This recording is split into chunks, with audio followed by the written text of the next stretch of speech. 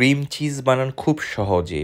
বাজারের যে দামি ক্রিম চিজ আছে এর থেকে অনেক বেটার এবং সস্তায় এই ক্রিম চিজ আপনারা বানাতে পারবেন। দেখেন আমি এরকম একটা ছাঁকুনি নিলাম, এর মধ্যে একটা মসলিনের কাপড় বা সুতির কাপড় দিয়ে আমি 200 গ্রামের মতো টক দই নিয়েছি। আপনার ইচ্ছে করলে 150 গ্রাম টক দই নিতে পারেন এবং টক দইটা আপনারা আপনাদের মতো করে কালেক্ট করবেন।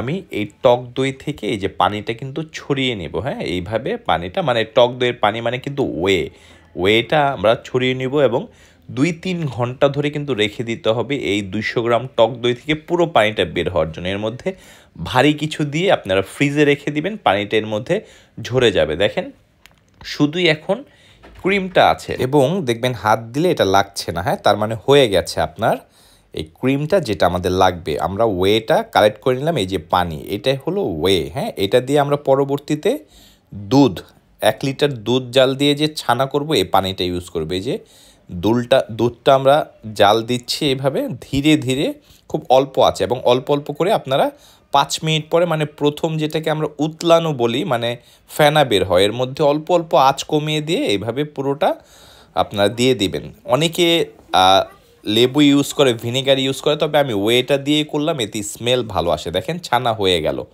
এখন এই ছানাটা থেকেও আমরা পানি বের করে ফেলবো আর কি।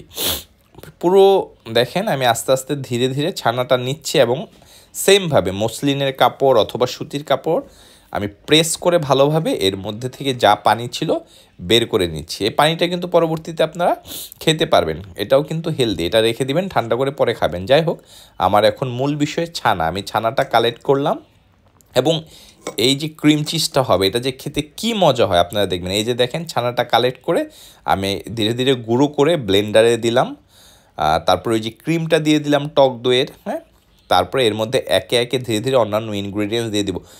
এখন ডানো ক্রিমটা আমি দিব 2 থেকে 3 টেবিল স্পুন, কিন্তু এর আগের বার আমি যেটা বানিয়েছিলাম সেখানে কিন্তু আমি দিয়েছিলাম হলো আমুল থিক ক্রিম, ওইটা আরও মজা হয়। তো এখন বাজারে অ্যাভেলেবেল না, তাই উপায় নেই। আর লবণ দিলাম 1 চামচের মতো, অল্প একটু।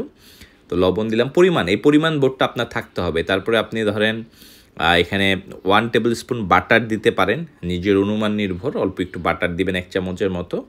তো এগুলোর অনুপাতগুলো মোটামুটি ঠিকঠাক থাকলে এই যে আপনি 5 থেকে 10 মিনিট লাগে ব্লেন্ড করতে, ধীরে ধীরে ব্লেন্ড করবেন, দেখবেন একদম টেস্টি। বাজারের যে কোনো ক্রিম চিজের থেকে এটা বেটার হবে। আপনি একবার ট্রাই করে দেখেন। এটা আপনি চিজ বার্গার করেন বা বাচ্চাদেরকে যেভাবে খুশি খাওয়াতে পারবেন। আপনার সকালবেলা ব্রেডে দিতে পারেন, বিকেলের যে কোনো স্ন্যাক্সে ইউজ করতে পারেন। বাজারের যে কোনো ভালো ব্র্যান্ডের চিজের থেকে এই ক্রিম চিজটা বেটার হবে। আপনি একবার ট্রাই করেন। আপনি ফ্রিজে 7 থেকে 8 দিন রেখেও এটা খেতে পারবেন। ফ্রিজিং করে রাখেন 1-2 ঘন্টা, তারপরে খেতে আরও টেস্ট হয়। একবার ট্রাই করেন এবং সবার সাথে শেয়ার করে দেন। ধন্যবাদ। এই যে আমি এই যে ক্রিম চিজটা দিয়ে দিলাম, দেখেন বাজারে যে ক্রিম চিজটা কিনেন না এর থেকে কোনো অংশে কম না, এত টেস্ট। মানে আপনারা নিজেরা একবার ট্রাই করেন, আপনাদের কস্টিংও কম পড়বে এবং খেতে খুবই টেস্ট হয়। আপনি যত বাজারের প্রসিদ্ধ ক্রিম চিজ আছে সেটা খাবেন এবং এটা নিজেরা বানিয়ে খান, সেম টেস্ট, হ্যাঁ, বরঞ্চ এটা আপনাদের কাছে আরো বেটার মনে হবে, হ্যাঁ।